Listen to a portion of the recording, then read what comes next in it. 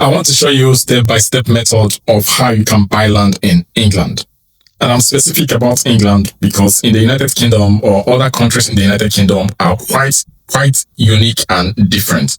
Like in Scotland, Northern Ireland, Wales, they are totally different from how to buy land in these countries are totally different from each other, as well as that of England. So for England, they use a particular policy they call the NPPF, National Planning Policy Framework. And I am assuming that this land does not have planning yet. So the planning will be in one of the steps down. The first thing first is to define your strategy. You want to determine what you want to use this land for and why you want to buy the land. Are you buying the land for land banking? You want to buy now and then hold on and then sell off later in the future when you think the land has appreciated. Or you want to buy, build, and sell.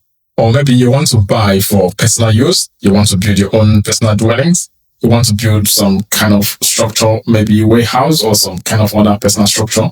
Or you want to give the land value and then flip it for good margin. If this is unclear, everything else may break.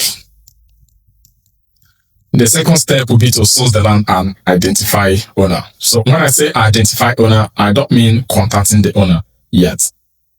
First, you want to check and source this land maybe directly from the owner. Could be your friend, your relative, the friend of your friend, or somebody you know that wants to sell their land. And you can go on Rightmove and other land sites to search this land. If there are agents that sells land, if there are auctions, our local networks will also be a place to source the land. But it's often advised and often known that most strong deals come from off-market, especially getting the land from direct owners who wants to sell.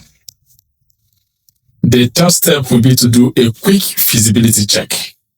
And this check will just determine whether you should go on with the land or just kill it immediately.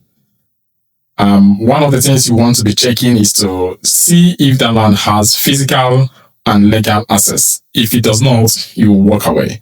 And one of the things you'll be learning in the land, or one of the things you'll be doing in the land, is to learn how to walk away. You want to check if the land is near other settlements. You want to check if there are houses nearby, making sure that the land is not isolated. And there are some obvious constraints like green belts, flood zones, especially flood zone 2, 3, protected land. If any of these fails, you walk away immediately. And if all of them fails, you fly away. The fourth step will be a kind of secondary feasibility check. You want to know the soil type, and you want to know what the land has been used for in the past. And maybe because of the use of the land in the past, you want to check likelihood of contamination. You also want to check the topology or topography of the land. And know that still on this point, you have not still contacted the owner, and you just need to do basic checks on this, not like going deep, because it's often said if you delay here, or if you go too deep here, you're going to waste lots of money. The fifth step is planning assessment. You want to check if this land has gone for planning in the past and if it was refused or approved. If it's refused, you want to know the reasons for refusal, and you want to know the exact wordings used for the appeal decisions. If it has been appealed, refused and appealed, and then you want to know the reason for the appeal. And you want to know the position of that land on the local plan. And you can use the policy I've just stated for England, National Planning Policy Framework. And you can also check the council planning portal. If you cannot justify a planning case, do not proceed. The sixth step will be to, you decide how you are going to buy or control this land. You want to use option agreement. You control the land without buying it outrightly. You pay some admin fee during the application and other legal processes, and you only buy after the land must have been approved at the agreed amount with the landowner. For instance, let's say you agreed and you told the owner that I'm going to uplift this land, I'm going to put this land into a planning application, but I want to buy it for 20,000. Then if we go into an option agreement and then it passes planning, I will not have to pay that 20,000, and then I can sell the land at whatever price I want to sell it. The other option would be if you want to make money from the land, and the landowner refuses option agreement, you can go with promotion agreement. In this case, the landowner funds the process via a promoter, and then you share the uplift. And the other method would be for you to pay for the land and buy outrightly, whether it's going to pass or not. You just buy the risk. So it has a lot of risk, unless you are an experienced developer and you have done all your due diligence and you're sure that the land is going to pass planning.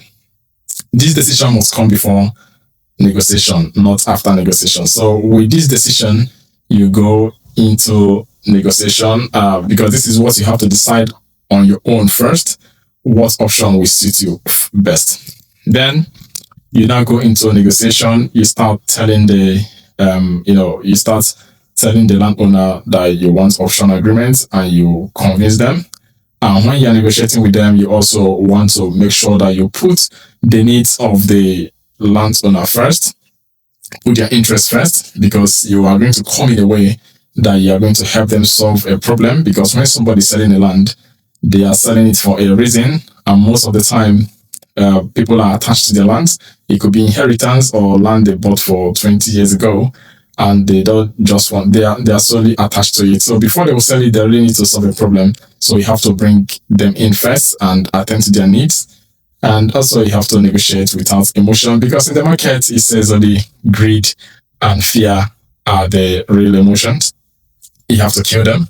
You have to agree on a price formula. You have to define your exit strategy clearly. You already decide how much you're going to pay for the land, because you have carried out all research you need to carry out on that land.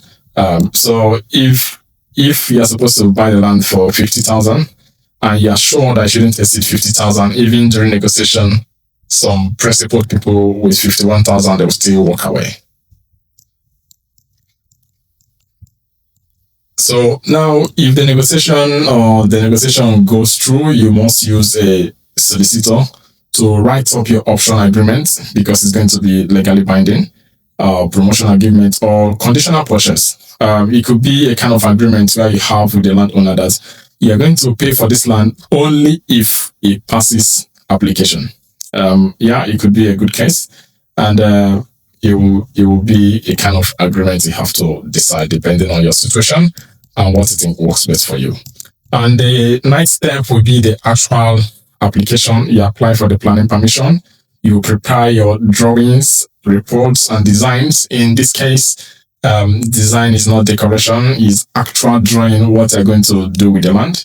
You're going to submit your application, manage objections, and this is where you actually give value to the land. And the value becomes stamped. If your application is approved, you will significantly have more increase in the land will significantly increase in value.